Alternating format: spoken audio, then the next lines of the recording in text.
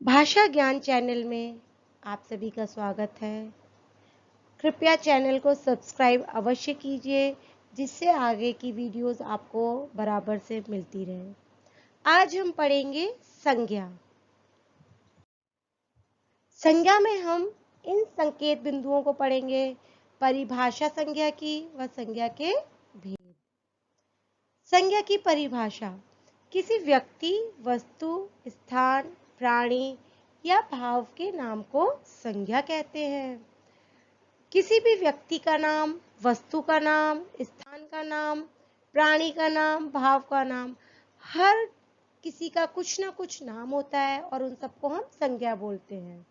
देखिए, जैसे लड़की, सेब, लड़का, ताजमहल एक विद्यालय का नाम है यहाँ पर, इंडस वैली पब्लिक स्कूल, और पक्षी, ये सब किसी न किसी के नाम है। तो ये इन्हें हम क्या बोलेंगे?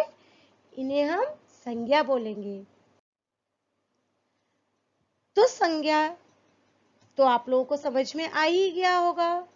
किसी भी व्यक्ति का नाम, चाहे वो आप हो, आपके दादा दादी, मम्मी पापा, आपके मित्र, आपके चाचा चाची, जानवर, कोई भी हो, उन सब के नाम को संज्ञा कहते हैं।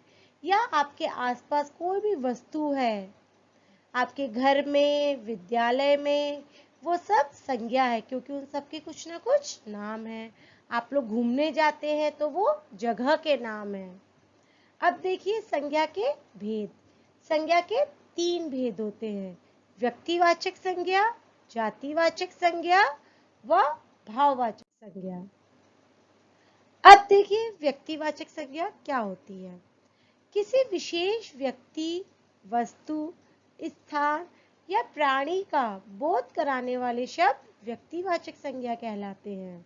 जैसे सुभाष चंद्र बोस, कुतुब मीनार, दिल्ली, यमुना, गीता आदि। इसमें कोई विशेष व्यक्ति, वस्तु, स्थान या प्राणी का नाम हो, वही व्यक्तिवाचक संज्ञा कही जाती है। जैसे देखिए कुतुब मीनार, यमुना, सुभाष चंद्र बोस, यह एक ही है। ये विशेष जगह का नाम है और विशेष व्यक्ति का नाम है, तो इसे हम व्यक्तिवाचक संज्ञा कहेंगे। दूसरे नंबर पर जातिवाचक संज्ञा। जो शब्द किसी प्राणी, वस्तु या स्थान की पूरी जाति का बोध कराते हैं, उसे जातिवाचक संज्ञा कहते हैं। जैसे खिलौना, मेज, अंगूर, पेड़ आदि। खिलौना देखिए कई तरह के खिलौने होते हैं, तो इसमें खिलौने का नाम नहीं दिया हुआ है, तो खिलौना कुछ भी हो सकता है, कार भी हो सकती है, गुड़िया भी हो सकती है, तो इसलिए ये जातिवाचक संज्ञा है। मेज, मेज भी कई तरह की हो सकती है, बड़ी मेज, प्लास्टिक की मेज, लकड़ी की मेज, कांच की मेज, तो इससे संपूर्ण जाति का पता चल रहा है। अंगूर, अंगूर भी देखिए कई तरह के होते हैं, काले अंगूर, हरे अंगूर, इसमें कोई विशेष अंगूर का तो नाम दिया नहीं है, इसलिए ये जातिवाचक संज्ञा है।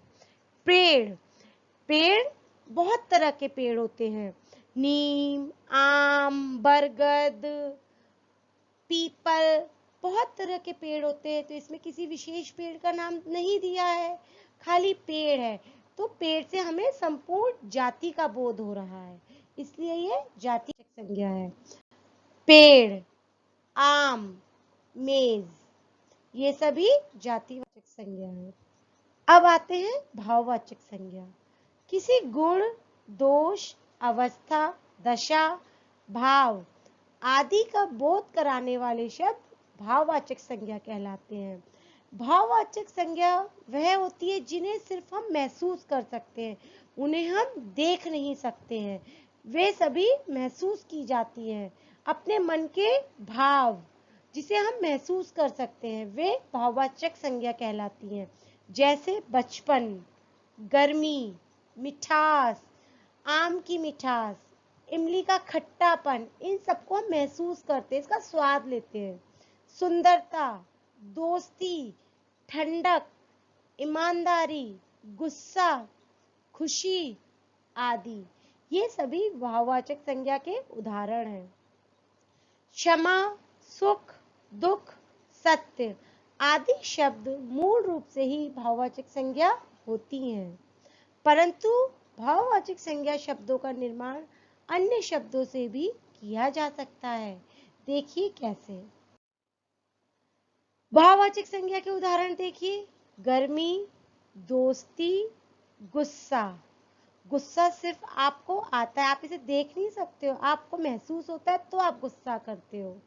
दोस्ती, गर्मी आपको महसूस होती है, लगती है, वो हमें दिखती नहीं है।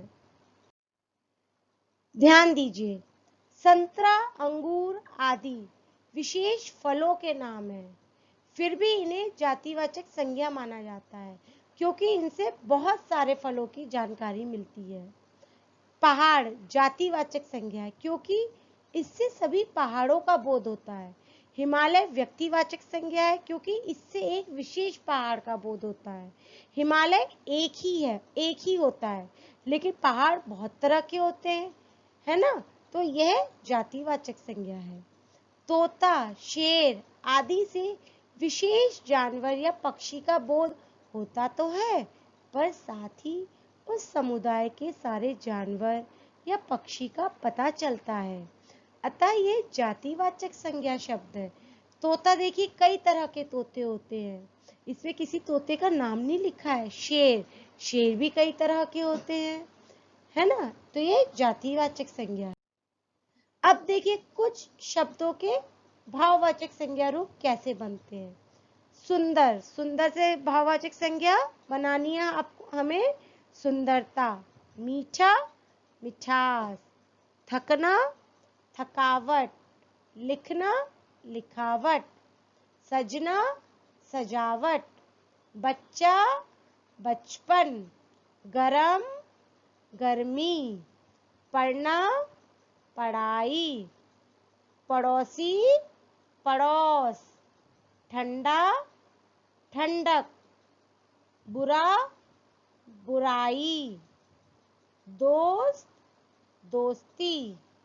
अच्छा, अच्छाई। लंबा, लंबाई। मोटा, मोटाई। बूढ़ा, बुढ़ापा। तो ये सब भाववाचक संज्ञा है कि शब्द से हम भाववाचक संज्ञा कैसे बनाते हैं। आइए पाठ को दोहराते हैं कि हमने पाठ से क्या सीखा। किसी व्यक्ति, प्राणी, वस्तु, स्थान या भाव का बोध कराने वाले शब्दों को संज्ञा कहते हैं। संज्ञा के 3 भेद होते हैं, व्यक्तिवाचक संज्ञा, जातिवाचक संज्ञा और भाववाचक संज्ञा। किसी विशेष व्यक्ति, स्थान अथवा वस्तु का बोध कराने वाले शब्दों को व्यक्तिवाचक संज्ञा कहते हैं। जो शब्द पूरी जाति, वर्ग अथवा समुदाय की जानकारी देते हैं उन्हें जातिवाचक संज्ञा कहते हैं। गुण, दोष, भाव, अवस्था, दशा आदि का बोध कराने वाले शब्दों को भाववाचक संज्ञा कहते हैं। कुछ संज्ञाएं मूल रूप से भाववाचक होती हैं, कुछ अन्य शब्दों से बनाई जाती हैं। तो आप सभी को संज्ञा व उसके भेदों की जानकारी हो गई होगी। Please like, share and subscribe my channel. धन्यवाद।